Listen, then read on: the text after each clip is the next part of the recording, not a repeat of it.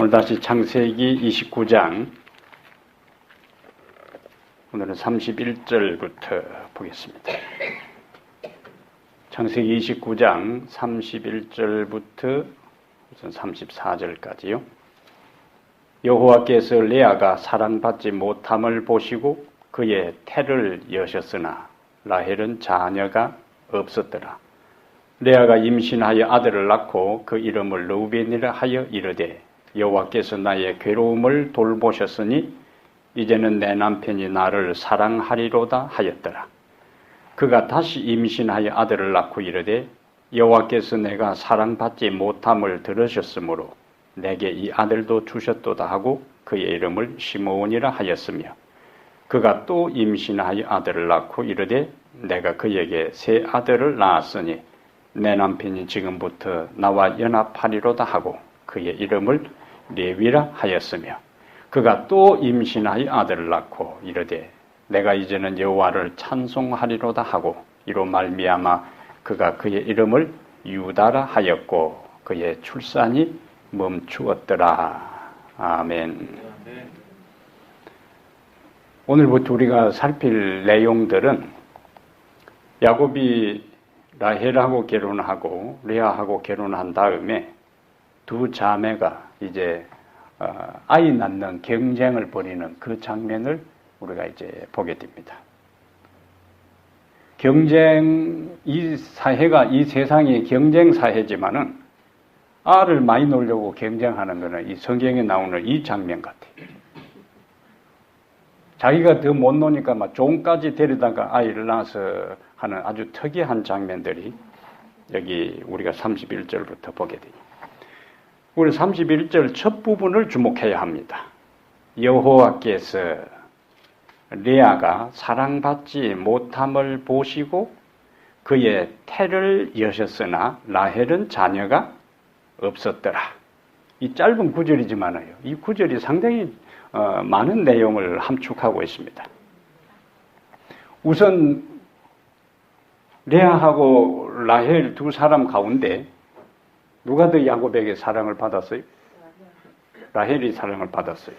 그런데 하나님께서 레아가 사랑받지 못함을 보시고 레아는 아이를 낳게 하고 라헬은 자녀가 없었더라. 왜 하나님께서 이런 방법을 쓰셨을까요? 하나님의 의도가 어디에 있을까요?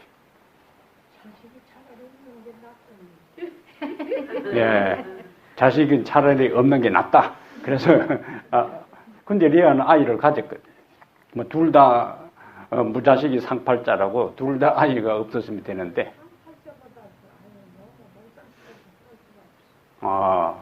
놀라운 해석이. 왜 하나님께서 이런 방법으로 레아는 남편에게 사랑을 받지 못하고 라헬은 사랑을 받았는데 사랑받지 못하는 사람은 아이를 갖게 하고 사랑받는 사람은 아이가 없게 했다.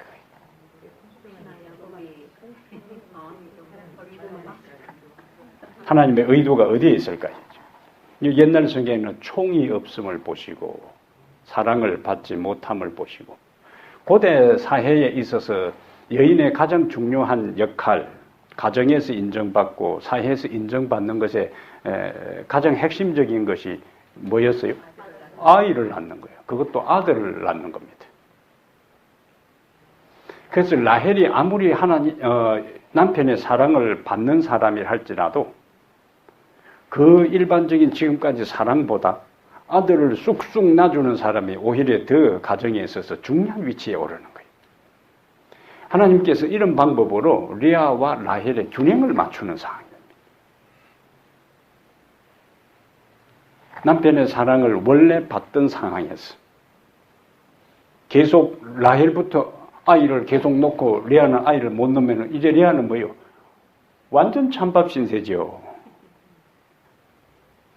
우리가 앞에서 본 것처럼 종도 아이를 갖게 되는 순간에 그냥 그 사라에게 사라 자리를 딱 안방을 차지해서 설치는 판인데 그만큼 아이를 낳느냐 안 낳느냐 하는 것은 그 가정의 위상에 굉장한 차이를 가져오는 겁니다.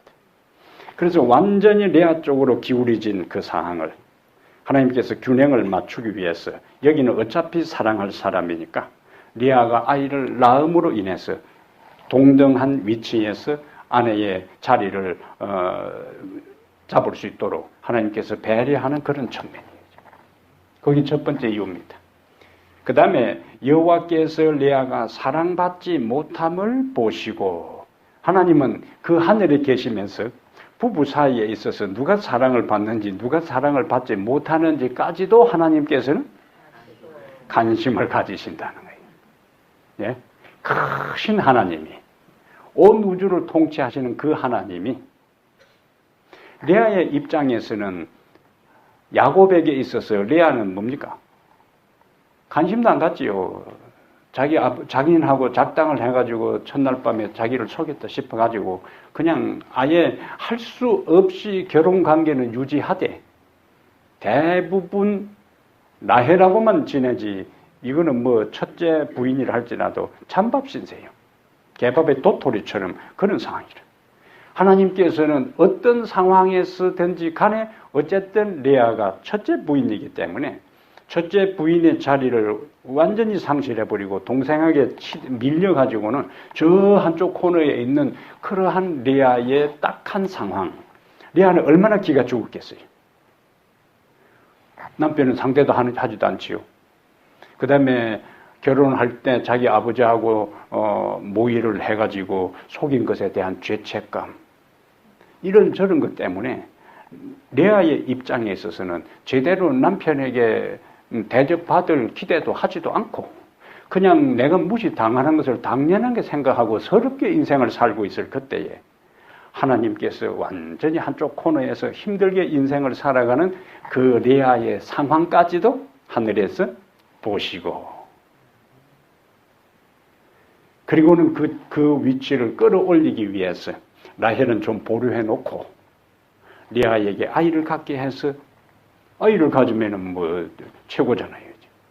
이렇게 해서 힘든 그 주눅든 한쪽 코너에서 제대로 숨도 쉬지 못하고 남편 얼굴 제대로 보지도 못하고 항상 뭐 바깥에 양치다가 들어오면은 라헬이 쪼르륵 나와가지고 자기 천마고 들어오면 그냥 따라가 버리고 자기는 완전히 닭 쫓듯게 지붕 쳐다보내시고 이러한 세월을 살아왔다는 거예요. 이 배경 자체가.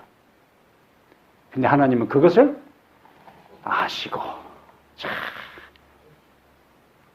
하나님께서 그러한 상황들에 대한 것들을 다 꿰뚫어 보신다는 것은 우리에게 얼마나 큰 위로가 되는지 몰라요. 그래서 예수님께서 이와 유사한 말씀들을 마태복음 10장 29절 31절에 참새 시리즈 이야기를 하시면서, 예? 참새가 떨어지는 걸 다 아시고 그 다음에 우리의 머리털까지도 다 세시고, 그건 하나님의 조밀한 세밀한 우리를 향한 관심입니다. 그래서 보통 스케일이 큰 선이 굵은 사람은 섬세함이 떨어집니다. 그러나 우리 하나님은 온 우주를 창조하시고 또 돌보시는 그분이 참새 한 마리에게 관심을 갖는다는 말씀을 예수님께서 하시면서 너희는 많은 참새보다 귀하지 아니하냐.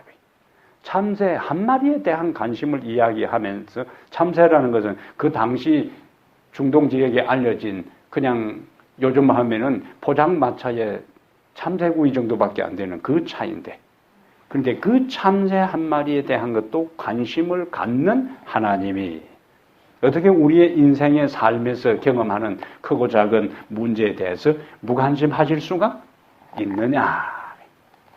출애굽기에 있는 말씀을 하나 봅시다. 출애굽기 3장에 31절을 저는 볼 때마다 하나님의 그 조밀하고 세밀한 관심에 대한 깊은 감동을 겪습니다. 그냥 읽으면 아무 의미가 없어요. 여호와께서 레아가 사랑받지 못함을 보시고 이렇게 읽으면 의미가 없어요. 그걸 잠깐 멈춰서 생각을 해보셔야 되는 거예요. 출애굽기 3장 7절부터 보면은 여호와께서 이르시되 내가 애굽에 있는 내 백성의 고통을 분명히 보고 그들이 그들의 감독자로 말미암아 부르짖음을 듣고 그 근심을 알고 그러한 상황들을 보고 듣고 알면은 하나님께서 그 단계로 끝나는 것이 아니라 이제 움직이기 행동하기 시작합니다. 그것이 8절이요. 내가 내려가서 그들을 애굽인의 손에서 건져내고 그들을 그 땅에서 인도하여 아름답고 광대한 땅, 젖과 꿀이 흐르는 땅고, 그 다음에 9절에 이제 가라. 이스라엘 자손이 부르짖음이 내게 달하고 애굽 사람이 그들을 괴롭히는 학대도 내가 보았으니 이제 내가 너를 바로에게 보내어 너에게 내 백성 이스라엘 자손을 애굽에서 인도하여 내게 하리라. 행동하시는 하나님의 모습이. 사람이 외로움을 느끼고 사람을 고독을 느낀다 하는 것은 아무도 나를 알아주는 사람이 없다 할 때, 아무도 나를 이해해 주는 사람이 없다, 아무도 나와 함께하는 사람이 없다, 아무도 나를 도와줄 사람이 없다, 이런 생각이 들 때에 사람은 한없이 처량해지고 한없이 초라해지고 한없이 자기 연민에 빠지고 한없이 자기 자신이 비극적으로 느껴지는 거예요. 그런데 우리 하나님은 이스라엘 백성들의 수고를 알고 고통을 알고 부르짖음을 듣고 그것으로 끝나는 것이 아니라 내가 이제 내려가서 그들을 그 고통의 현장에서 그 한숨 짓는 자리에서 그들을 이끌어내요. 그 상황이 아니라 젖과 꿀이 흐르는 땅이라는 것은 지금까지 이스라엘 백성들이 한숨 짓고 눈물 흘리고 고통당하고 짓밟힘 당하고 서름 당하고 비참하게 살아가던 그 땅과 대조되는 현장이 젖과 꿀이 흐르는 땅. 완전히 그들의 운명을, 그들의 신분을, 그들의 상황과 환경을 완전히 바꾸어주는 모습이 거기에서 나타나는 거예요. 레아의 그 남편에게 사랑을 받지 못함을 하나님께서 보시고 이스라엘 백성들이 그 상황을 보고 듣고 아신 다음에 내가 내려가서 행동하시는 것처럼 여호와께서 레아가 사랑받지 못함을 보시고 그의 태를 여셨다. 그래서 동등성이 확립되도록 하나님께서 관여하시는 것입니다. 이스라엘 12지파의 이제 시작이 여기서부터 진행되어요.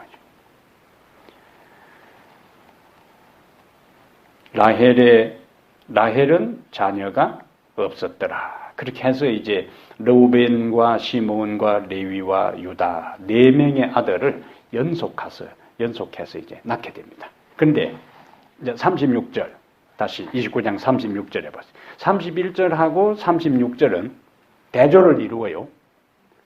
31절에는 뭐가 나오는데 31절과 36절은 어떤 면에서 대조를 이루는가? 31절은 어떻게 돼요? 레아의 태를 하나님께서 여셨고, 근데 36절은 출산이 멈추었더라. 자, 이 두 구절을 연결시킨다면은 어떤 의미가 있을까요? 태를 여시는 분도 하나님이시고 태를 닫으시는 분도 하나님이시다. 자, 첫 번째 우리가 생각할 거고, 그 다음에 처음에 태를 여실 때는 레아의 신분과 레아의 그 서러움과 레아의 가정에 있어서 첫째 자리를 차지하지도 못하고 완전히 남편에게 따돌림 당하는 이러한 상황에서 라헬도 자기 언니를 어떻게 보겠어요? 자기 남편은 원래 누구를 사랑했는데? 자기를 사랑했는데 자기 아버지하고 그래가지고는 보니까는 아내가 돼가지고 나올 때 라헬의 입장에서는 형제를 할지라도 자기 언니를 제대로 보겠어요? 자기 사랑을 어떻게 하죠? 과로챈 사람한테는 취급 안 하죠. 그 상황에서 벗어나도록 하기 위해서 태를 여셨어요. 그래서 자그마치 아들을 뚜꾸비 같은 아들을 연속해서 4명을 놓도록 하나님께서 하셨는데 이 성경의 흐름을 보니까 29장 마지막에는 출산이 자, 왜 이 시점에서 이것을 31절 시작될 때는 태를 여셨다는 것을 강조하고 36절 마지막에는 출산이 멈추었다는 걸 통해서 양쪽에 시작하고 끝을 태를 여신 것하고 닫은 것을 대비시키고 있을까? 출산이 멈추게 했다. 자, 그러면 여기도 하나님께서 다시 균형을 맞추는 겁니다. 연달아 아들을 4명을 낳았어요. 그럼 이제 레아는 어떻게 되겠어요? 기고만장하지요. 기고만장하지요. 예? 그동안에는 사람이요, 한쪽에 코너에 몰렸다가 이제 하게 되면은 그 깨구리 올챙이 시절 모른다고 연달아 또 그 아들을 낳아대는데 자기 동생 아직 낳지도 못해. 이제는 뭡니까? 의기양양하지요. 그러면은 이전에는 주눅 들고 완전히 한쪽 코너에 있던 상황에서 연달아 아들을 놓고 자기 여동생은 동생은 아들도 못 낳을 때에 이제는 자칫 잘못하면은 자만하고 교만에 빠질 수가 있는 겁니다. 그래서 이때 하나님께서 다시 생산을 멈추게 해서, 왜냐면 너무 라헬만 이제는 레아만 너무 높이면 안 되거든. 그래서 멈추게 한 거예요. 너가 아들을 낳은 것이 너가 잘나서 낳은 것이 아니라는 거예요. 너가 아이를 낳게 한 것은 너가 낳은 것이 아니라 내가 너를 위해서 너 가정의 신분과 위치를 위해서 했으니까 그 상황을 자랑하지 못하고 겸손하도록 하나님께서 태를 닫은 거예요. 그래서 성경의 저자는 출산이 멈추었더라 이렇게 이것을 강조하고 있는 거예요. 사랑의 특징 가운데 사랑은 고린도전서 13장에 사랑은 자랑하지 아니하며 나오잖아요. 자랑하지 아니하며. 사람들이 많이 자랑하는 것이 있는데 고린도전서 13장 4절에는 사랑은 자랑하지 아니하며 하는데 예레미야 9장 한번 가보세요. 예레미야 9장에 자랑하라 하는 것이 나오고 자랑하지 말라는 것이 나와요. 예레미야 9장에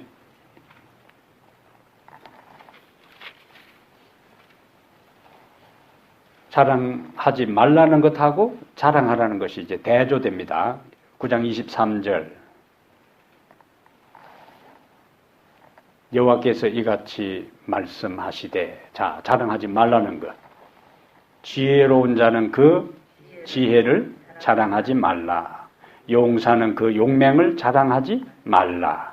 부자는 그의 부함을 자랑하지 말라. 세 가지가 나와요. 지혜를 자랑하지 말고 용사, 이 권력입니다. 권력. 용사는 그의 용맹을 자랑하지 말라. 부자는 그의 부함을 자랑하지 말라. 그럼 뭘 자랑하라고? 24절에. 우리가 자랑할 것이 뭐라고요? 24절. 자랑하는 자는 이것으로 자랑할지니 곧 명철하여 나를 아는 것과 나 여호와는 사랑과 정의와 공의를 땅에 행하는 자인 줄 깨닫는 것이라. 나는 이 일을 기뻐하노라. 여호와의 말씀이니라. 사람들이 좀 배우면은 교만합니다. 가방끈이 짧은 사람을 무시하게 돼요. 그런데 세상적인 지식을 아무리 많이 안다 할지라도 하나님을 알지 못하고 하나님의 품성과 특성, 사랑과 정의와 공의를 땅에 행하는 줄을 깨달지 못하면 그 지혜는 다 헛것이다. 그거예요. 그래서 가장 지혜의 핵심은 여호와를 아는 것이. 그래서 잠언에 솔로몬이 강조한 것이 뭐냐면 여호와를 경외하고 아는 것이 지혜의 근본, 기본, 밑바탕, 핵심이라는 거예요. 거룩하신 자를 아는 것이 명철이니라. 하나님을 제대로 깨닫는 사람이 가장 지혜로운 사람이고, 하나님을 제대로 알지 못하는 사람은 지혜로운 사람이 아니고 무지한 사람이에요. 그래서 시편에서도 다윗이 어리석은 자는 그 마음에 이르기를 하나님이 없다 하도다. 그래서 하나님이 없다고 하는 사람, 하나님의 존재, 그분의 특성, 그분의 품성, 능력, 인간을 향한 사랑, 그 모든 것을 제대로 깨달지 못하는 사람은 하나님의 눈에는 다 어리석은 사람이에요. 무지한 사람이에요. 그러나 가방끈이 짧다 할지라도 여호와 하나님을 제대로 알고 그분이 어떤 분인지를 알고 그분이 나를 사랑하는 것을 알고 나를 구원하는 것을 알고 나의 인생에 걸음걸음 세미하고 조밀하게 내 삶의 모든 것을 아시고 필요할 때에 간섭하시고 도우시고 나를 일으켜 세우신다는 것을 깨닫는 사람이 지혜로운 사람이다. 그래서 자랑할 것과 자랑하지 말 것을 이야기를 해주죠. 그래서 사랑은 자랑하지 아니하며 설치고 경상도 뭐라 나대고 잘난 것처럼 설치는 그것들은요.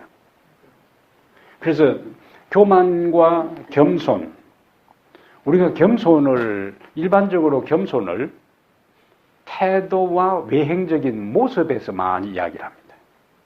인사를 하더라도 한 85도, 90도 정도 하면 저 사람 참 겸손해. 조용히 가만히 있으면 저 사람 참 겸손해. 나서지를 않고. 성경적 의미의 겸손은 하나님을 의지하지 아니하고 하나님이 도와주지 아니하면 난 아무것도 아니고 아무것도 할 수 없고, 성경적 교만은 하나님 없이도 내가 할 수 있고 내가 뭔가 된 것처럼 착각하는 그것이 교만이고 그것이 겸손이에요. 성경의 교만과 겸손은 외향적인 태도와 모습보다 더 근본, 더 본질적인 면으로 하나님과의 관계에 있어서 하나님의 존재의 필요를 느끼느냐 필요를 느끼지 않느냐에 의해서 교만한 것과 겸손한 것이 판가름 나고 갈라지는 거예요. 그러면 레아의 태를 닫았다. 그것은 레아로 하여금 내가 아이를 낳는 이 모든 것이 내가 낳는 것이 아니라 하나님께서 나에게 생명을 주셨구나. 그것을 깨달으라는 거예요. 그래서 태를 닫은 겁니다. 자랑하지 말라는 거예요. 동생 무시하지 말라는 거예요. 이 정도 되면 이제 내가 아들 낳으니까 동생에게 복수나 하듯이, 예? 4명의 아들을 놓고 뿔한 듯이 하면서 다른 사람 너무 기죽이지 말라는 거라야지. 그 아들 4명 준 것은 다른 사람 기죽이지 말라는 것이 아니라 내 완전히 그 바닥친 내 인격과 내 위치를 하나님께서 세워줬으니까 더 겸손하게 다른 사람을 받들고 하나님 앞에 그렇게 서라는 이야기예요. 그것이 어떤 모습으로 나타났다고요? 태를 닫은 것으로. 예? 출산이 멈추었더라. 그렇게 나옵니다. 오케이. 자, 30장에 다시 갑니다. 창세기 30장에. 30장에 라헬이 자기가 야곱에게서 아들을 낳지 못함을 보고 그의 언니를 시기하여. 아들 한 명 놓을 때마다 라헬은 어땠을까요? 예? 조금 지나면 한 명 놓고 조금 키워다 보면 언니가 배가 이래가지고 이러고 자기 동생 앞에서 보르는 듯이 배를 이래가지고 다닐 때 라헬은 아무리 배 만져봐야 배가 불러오지도 않고 언니는 보면은 배가 불러서 이러고 다닐 때에 그런 모습을 볼 때면 라헬은 어땠을까요? 속에 불이 나지. 그래서 남편을 달달달 볶는 거라 이제. 그 장면이에요, 이제. 그게 얼마나 속에 그게 갇혀 있으면, 라헬이 자기가 야곱에게서 아들 낳지 못함을 보고 그의 언니를 시기하여 야곱에게 이르되, 내게 자식을 낳게 하라. 그렇지 않으면 내가 죽겠노라. 이 질투가요, 그게 달하는 그 상황이에요. 그냥 이 야곱은 대책 안 서는 거죠. 정내미가 뚝 떨어지게 하는 장면 아니? 그래서 잠언 21장 9절에 다투는 여인과 큰 집에서 자는 것보다 움막에서 혼자 사는 게 낫다 그렇게 했어요. 그런 케이스예요, 여기. 이전에는 이 아내 얻으려고 7년 동안이나 7년을 수일처럼 여기며 해놨는데 이제는 시기 질투가 불타오르니까 내 낳게 하라, 안 낳으면 내 죽어 빈다, 일이 나오니까 야곱에 있어서는 얼마나 기가 차겠어요. 그럼 나 죽어 빈다 이렇게 할 수도 없잖아요, 이제. 옛날 사랑했던 7년 세월 아까워서라도 그렇게 할 수도 없어. 이 여인 얻으려고 7년이나 죽을 고생하고 일을 했는데 그렇게 할 수... 몇 년 했다고요? 뒷걸음을 야무치 잘 기억하는.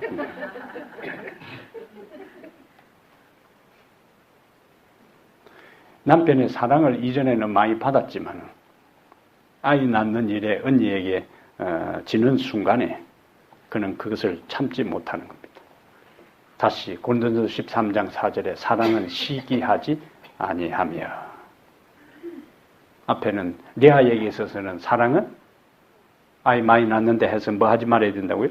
교만하지 아니하며, 그 다음에 언니가 아이 많이 낳는다고 진정한 사랑을 가진 사람은 시기하지 아니해야 되는데, 근데 우리 속담이 뭐예요? 사촌이 논을 사면은 배가 아프다. 사촌이 논을 사면 배가 아프다. 다른 사람이 어려운 가운데 있고 다른 사람이 실패하고 상처받고 또 고통당할 때 찾아가서 손을 꼭 붙잡고 위로해 주는 거 하고, 우리 아들하고 그 집 아들하고 똑같이 시험을 쳤는데 그 집 아들은 시험에 널컥 붙고 우리 아들은 시험에 떨어졌다. 그 집에 찾아가서 같은 대학에 시험을 쳤는데 그 아이는 되고 우리 아이가 떨어졌다 할 때 그 집에 찾아가서 축하해 주기가 쉽지 않아요. 차라리 둘 다 떨어져 버렸으면 오히려 더 위로가 되는 거라. 참 인간 마음이 너무 나쁘잖아요. 예? 아니 한 사람이라도 되면 좋은데 꼭 성적 받으면 야, 그 아는 몇 등 했어 이렇게 나오는 거지. 요번에 산수 예를 들면 90점 맞았다면 야, 복수는 몇 점 맞았어? 아, 그 아이는 95점. 너는 왜 90점 맞게 뭐 이렇게 나오는 거예요. 참 인간 마음이 너무 나쁩니다. 예? 똑같이 시험 쳐가지고 하나라도 되면 참 잘 됐다 이래 될 걸 둘 다 떨어져 버렸으면 오히려 위안이 되니까 인간 마음이 얼마나 꼬롬하고 나쁘잖아요. 참 이게 삐뚤어진, 그래 죄의 모습 가운데 죄는 빗나간 것 중에 하나, 빗나간 것도 있지만은 죄는 구부러진 거예요. 구부러진 거. 빼딱하게 꼬부러졌단 말이에요. 뭐가요? 우리의 마음이. 예, 우리 마음이 그렇게 망가진 겁니다. 언니를 시기하여 야곱에게 이르되 내게 자식을 낳게 하라. 그렇지 아니면 내가 죽겠노라. 2절에 야곱이 라헬에게 어떻게 했어요? 노를 바라며 성을 내어 이르되 그대를 임신하지 못하게 하시는 이는 하나님이시니 내가 하나님을 대신하겠느냐. 사라는 몇 년을 기다렸어요? 사라는 아들 놓는데 얼마나 기다렸어요? 25년을 기다렸어요. 그 다음에 야곱 죽어 엄마는, 리브가는 20년을 기다렸어요. 결혼하고 난 다음에. 그럼 자기 할머니도 그렇게 오래 기다렸고, 자기 할머니는 25년을 기다렸고, 자기 어머니는 20년을 기다렸다면은, 야곱은 그 이야기를 해줘야 될 거 아니야. 달래야 되는 거라. 그런데 어떻게 했어요? 성을 내어 이르되, 사랑의 특징은, 사랑은 오래 참고 성내지 아니하며. 근데 야곱은 그렇게 하지 못했어요. 근데 그의 아버지는 20년 동안 창세기 25장 21절 한 거죠. 25장 21절에 그의 아버지하고 야곱의 반응이 완전히 달라요. 25장 21절에 이삭이 그의 아내가 임신하지 못함으로 그를 위하여 여호와께 간구하며 여호와께서 그의 간구를 들으셨으므로 그의 아내 리브가가 임신하였더니. 그러면은 야곱은 자기가 태어난 것에 대해서 자기 어머니나 자기 아버지의 이야기를 들었을 거 아니에요. 예? 어떤 이야기를 들었을까요? 야, 너 엄마 아버지가 결혼하고 난 다음에 20년 동안 아이가 없었다. 근데 엄마하고 아버지하고 얼마나 하나님께 그것을 위해서 기도했는지 모른다. 그래서 결혼한 지 몇 년 만에요? 20년 만에 너 형하고 너가 쌍둥이로 한 번에 하나님께서 그냥 한 번에 줘버린 거야. 그것을 야곱은 어릴 때부터 그의 아버지 어머니를 통해서 이야기를 들었을 거라고요.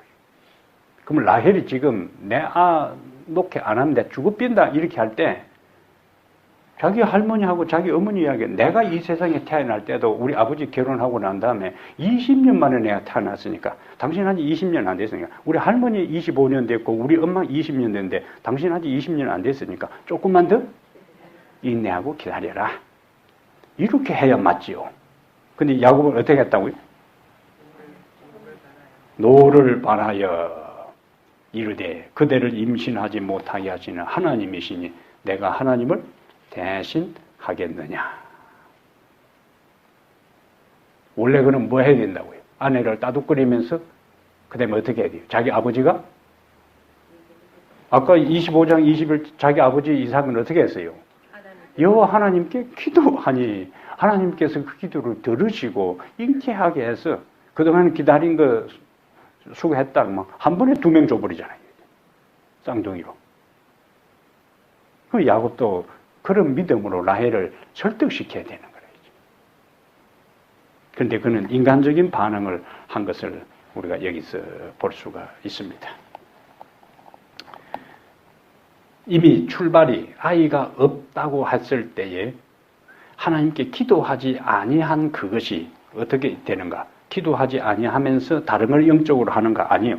하나님 앞에 어떤 위기에 처하고 문제가 있을 때에 하나님께 기도하지 아니하면 인간적인 방법으로 그것을 해결하는데 빨려듭니다. 그것이 그 다음 장면이에요. 3절에 라헬이 이르되 내 여종 비라에게로 들어가라. 그가 아들을 낳아 내 무릎에 두리니 그러면 나도 그로 말미암아 자식을 얻겠노라 하고 그의 시녀 비라를 남편에게 아내를 주매 야곱이 그에게로 들어갔더니 야곱은 하나님께 의논하여 이 문제를 해결하는 대신에 라헬이 제안하는 편법에 동의합니다. 이것은 자기 할머니 사라의 제안에 할아버지 아브라함이 응했던 똑같은 길을 걸어가는 거예요. 조상이 걸어갔던 선조가 걸어갔던 그 길이 옳으면 걸어가야 되지만은 옳지 않은 길이면 가지 말아야 돼요.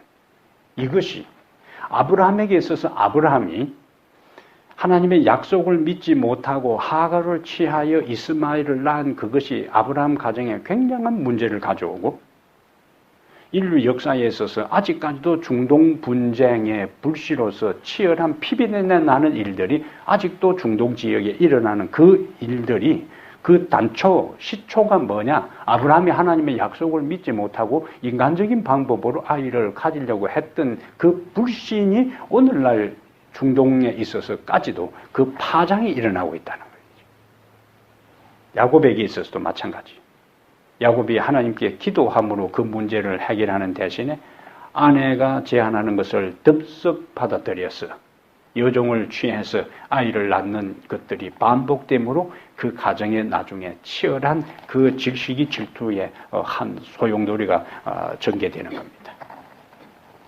그러므로 우리는 어떤 경우에도 인간적인 방법으로 조금 그냥 타협하고 편법을 쓰고 하나님의 진리에서 조금 이탈하면은 간단하게 문제가 해결될 것처럼 보일 경우가 있습니다. 여기도 어떻게 하나님 응답이 올지 안 올지는 모르는 상황에 그냥 기도하는 것보다 뭐가 간단해요? 그냥 여종 취해서 아이 낳아서 그것을 라헬 몫으로 주는 것이 더 빠를 수가 있어요. 이것을 우리가 주의해야 된다는 겁니다. 하나님의 분명한 진리에서 이탈해서 조금만 타협하고 그냥 대강 눈 감고 편법으로 해서 해결되는 것이 보인다 할지라도 하나님의 백성은 정로를 걸어야 된다고요. 원칙을 가야 된다. 그것이 아무리 오래 걸리고 그것을 어떤 것을 감수하더라도 그 길을 걸어야만이 궁극적으로 우리는 하나님 앞에 설 수가 있는 것입니다. 내가 지금 빨리 문제를 해결하고 덜 고생하고 쉽게 많은 것을 얻느냐 안 얻느냐가 중요한 것이 아니고 그것이 가야 할 길이고 마땅히 해야 할 일이고 하나님께서 허락한 길이고 하나님께서 인정하는 길이냐의 여부가 우리의 선택의 기준이 되어야 된다는 거예요. 야곱은 그렇게 하지를 않았어요. 우선 쉬운 길을 선택했어요. 우리가 선택하고 행동하는 것은 그 길이 쉬우냐 쉽지 않은 길이냐 그것이 빨리 해결되느냐 늦게 해결되느냐가 아니라 하나님의 뜻이냐 하나님의 원칙의 길이냐가 우리의 선택의 기준이 돼야 된다. 3절부터 이제 8절에는 이제 라헬의 시녀 비라가 단과 납달리를 낳는 장면이 나오고 그 다음에 다시 9절부터 13절에 이제 레아가 9절 보세요. 30장 9절에 레아가 자기의 출산이 멈춤을 보고 이제 다시 경쟁이 시작됩니다. 그의 시녀 실바를 데려다가 야곱에게 주어 아내로 삼게 하였더니 그부터 이제 아들이 가시 등장하고 그 다음에 아셀 아들이 13절까지 등장합니다. 계속적인 경쟁이요. 오늘 우리가 13절까지 보면서요. 하나님의 백성들이 당하는 하나님의 자녀가 당하는 어려움과 모든 고통은 하나님께서 다 보신다. 아신다. 그리고 보시고 아실 뿐만 아니라 때가 되면 하나님은 행동하셔서 그것을 해결해 주신다는 것. 그것이 오늘 우리가 첫 번째 구절에서 살필 수 있는 거예요. 그리고 하나님의 백성들은 어떤 경우에도 타협하고 편법으로 나오고 쉬운 길로 갈 것이 아니라 어떤 경우에도 하나님의 명한 정로를 걸어가야 된다는 것. 그것이 힘든 길이고 그것이 따돌림을 받는 길이고 그것이 내가 육체적으로 정신적으로 고통을 당하는 길이라도 하나님께서 인정한 길, 하나님께서 가라고 명한 길, 하나님께서 축복해 줄 수 있는 자리와 그 길을 걸어가야 된다는 것을 우리가 다시 한번 확인할 필요가 있습니다. 이 저녁에 하나님께서 우리에게 주신 기별들을 우리 마음에 다시 한번 간직하고 내 인생에 살아가는 모든 걸음걸음마다 하나님께서 내 모든 것을 다 보시고 아시고 간섭하시고 나의 위치를 일으켜 세우시고 가장 내 마음을 아시고 내가 처해 있는 고통과 아픔과 눈물을 아시는 그분이 때가 되면 간섭하시고 해결해 주신다는 이것을 기억하며 언제나 정로를 따라 원칙의 길에 서서 믿음의 길을 걸어가게 되기를 바랍니다. 기도하겠습니다. 하나님 우리 아버지 이 저녁에 야곱과 라헬과 레아의 사이에서 펼쳐지는 아들을 낳는 경쟁의 모습을 보면서 오늘 우리들 자신들을 다시 한번 되돌아보며 살필 수 있는 시간을 주시니 감사합니다. 어떤 경우에도 우리 하나님, 우리의 인생의 길이, 우리의 선택이, 우리의 하루하루의 삶이 정로를 따라 걸어가게 하시고 원칙에 굳게 서게 하시고 타협하거나 편법의 길로 이탈되지 아니하도록 우리를 붙들어 주시옵소서.